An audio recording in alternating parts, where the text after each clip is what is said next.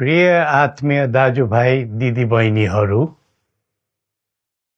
हामी नेपालीहरूको घर आँगनमा नयाँ वर्ष 2082 आइपुगेको छ। नयाँ घाम, नयाँ ज्योति, नयाँ उत्साह लिएर आएको नयाँ वर्षको उपलक्ष्यमा देश तथा विदेशमा रहे बसेका सम्पूर्ण नेपालीहरूको सुख र शान्तिको मङ्गलमय शुभकामना। हरेक नयाँ वर्ष नूतन आशा र विश्वास बोकेर आउने, तर वर्षको बिदाईमा एउटा घनघोर निराशाका बीच हुने गरेको धेरै साल भयो। समाजका विभिन्न दल, वर्ग र जन समुदायले आफ्नो धारणा, आस्था तथा अभिव्यक्ति राख्न पाउनु प्रजातन्त्रको सुन्दर विशेषता हो। तर त्यस्तो धारणा र मान्यता प्रस्तुत गर्दा सबैले संयम अपनाउनु पर्दछ। केही दिन अघि जनप्रदर्शनमा जुन प्रकारको हिंसा, आगजनी, तोडफोड भयो, त्यसबाट जस प्रकारको मानवीय एवं भौतिक क्षति भयो, त्यो सुन्दा हामीलाई अत्यन्तै दुःख लाग्यो। नागरिक स्वतन्त्रता भन्दा ठुलो तन्त्रवाद हुँदैन। वास्तविक प्रजातन्त्र त्यहाँ हुन्छ जहाँ राम्रो, नराम्रो, जनगुनासो वा गुणगान सुन्ने परम्परा र संस्कार हुन्छ।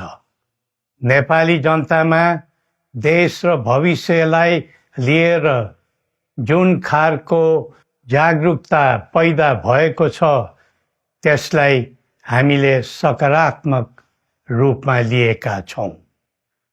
वास्तवमा नेपाली जनतामा रहेको देशभक्तिपूर्ण भावना विश्वमै अनुकरणीय र अनुसरणीय छ।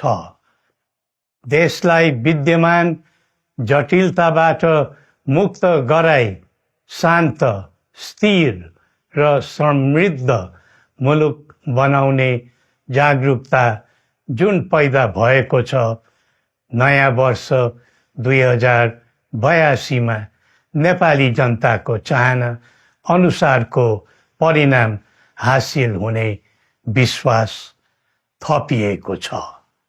मुलुकमा व्याप्त अशान्ति, अराजकता, निराशा र असन्तुष्टिबाट आम नेपालीलाई मुक्त गर्न नेपालको राज संस्थाले जहिले पनि योगदान पुर्याउँदै आएको विदितै छ।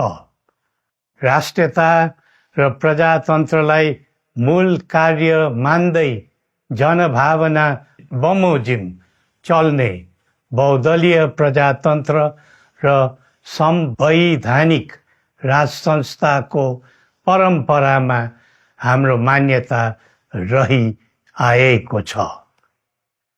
वर्तमानमा बदलिदो जनचाहनाको पनि कदर गरी राज्य शक्तिको स्रोत जनता नै हुन् भन्ने मन्जुरी सदैव स्थापित हुनु पर्दछ।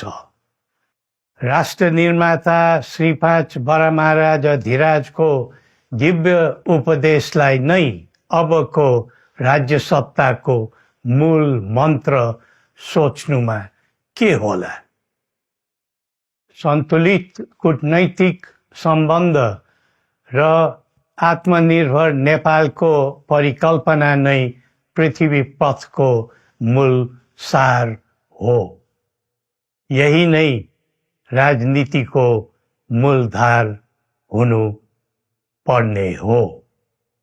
विश्वको बदलिदो परिस्थितिलाई मनन गर्दै विश्वव्यापीकरण र स्वतन्त्र व्यापारका आधारहरूलाई चुनौतीको रूपमा लिँदै चरम आर्थिक मन्दी भोग्नु परिरहेको अहिलेको सन्दर्भमा नेपाल जस्ता विकासोन्मुख देशले आत्मनिर्भर अर्थतन्त्र निर्माणको कार्यमा अर्जुन दृष्टि लगाउनु पर्ने समय आएको छ।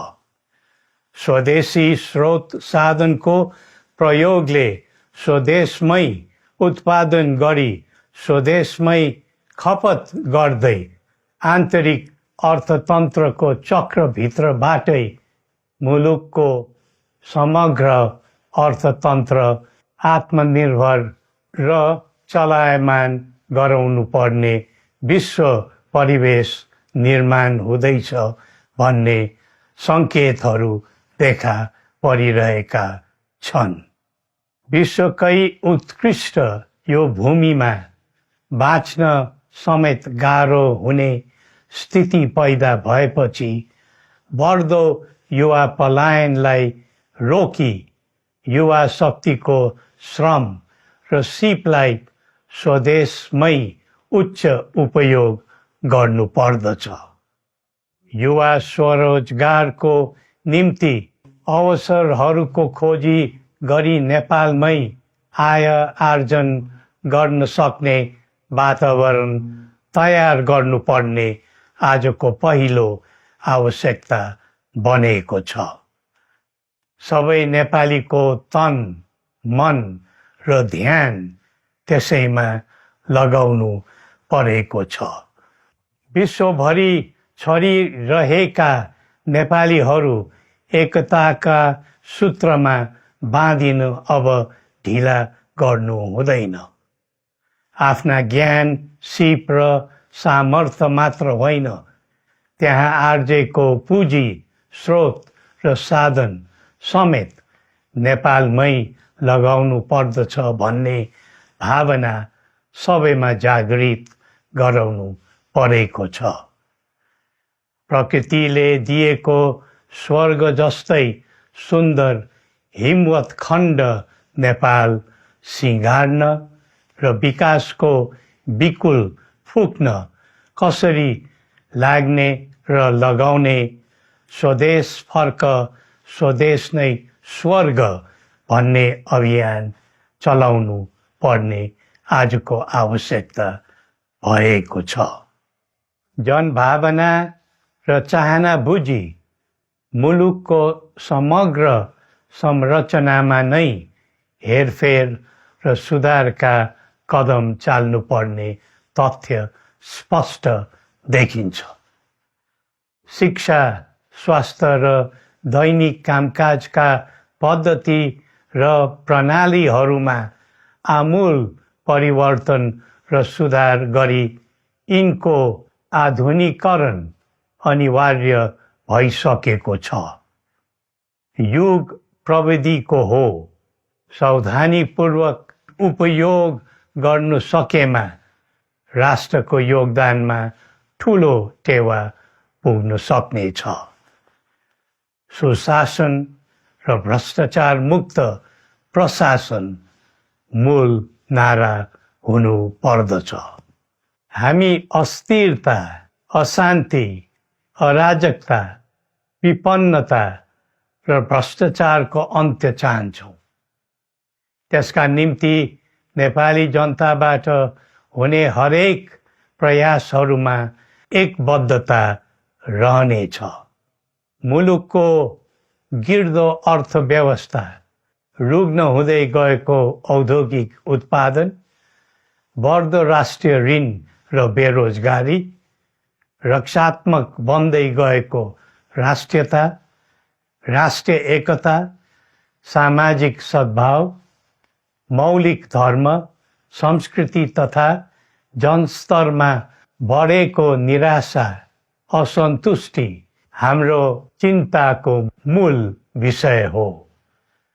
नागरिक पलायनसँगै पुँजी पलायन, भ्रष्टाचार र व्यथिति देशले थाम्नै नसक्ने स्तरमा झाँगिएको छ।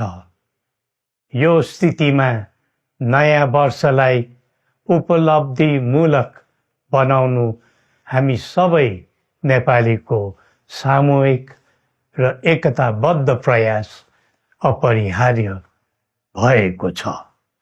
नेपाली बीच द्वन्द्व नहोस्, परस्पर अविश्वास र हिंसाको दुःखद मनोस्थिति नबनोस्, देशवासीहरू कुनै पनि नाम र न्युहुमा ध्रुवीकृत नबनुन् भन्नेतर्फ हामी सदैव सचेत र संवेदनशील छौँ।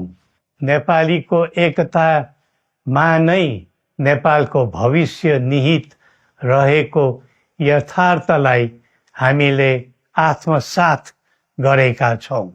सबैले यही वास्तविकतालाई आत्मबोध गर्नुपर्दछ भन्ने ठान्दछौँ।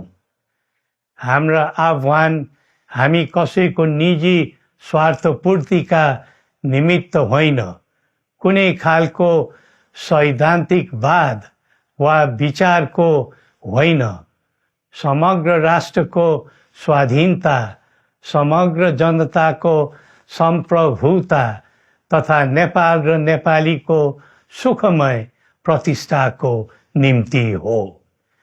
आफ्नै प्रकारको अग्रणी राष्ट्र हामीले नै बनाउने हो अनि आफ्नो स्वतः र अस्तित्व हामी आफैले उठाउने हो।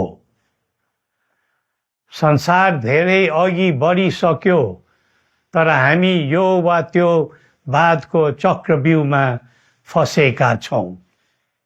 नेपाल आमालाई केन्द्रमा राखेर हाम्रा विचार बन्नुपर्छ, हाम्रा कदम चल्नुपर्छ। हरेक समस्याको समाधान संवाद, सहमति, समन्वयन र सहकार्यबाट हुन सक्छ। आगामी वर्ष नेपाली इतिहासको स्मरणीय र सुनौलो सम्झना बन्नुपर्छ र बनाउनु सकिन्छ भन्ने विश्वास हामीले लिएका छौँ।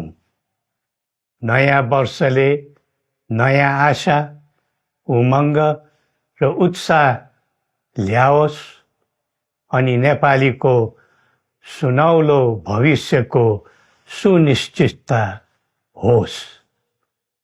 श्री पशुपतिनाथले हामी सबैको कल्याण गरून्। जय नेपाल।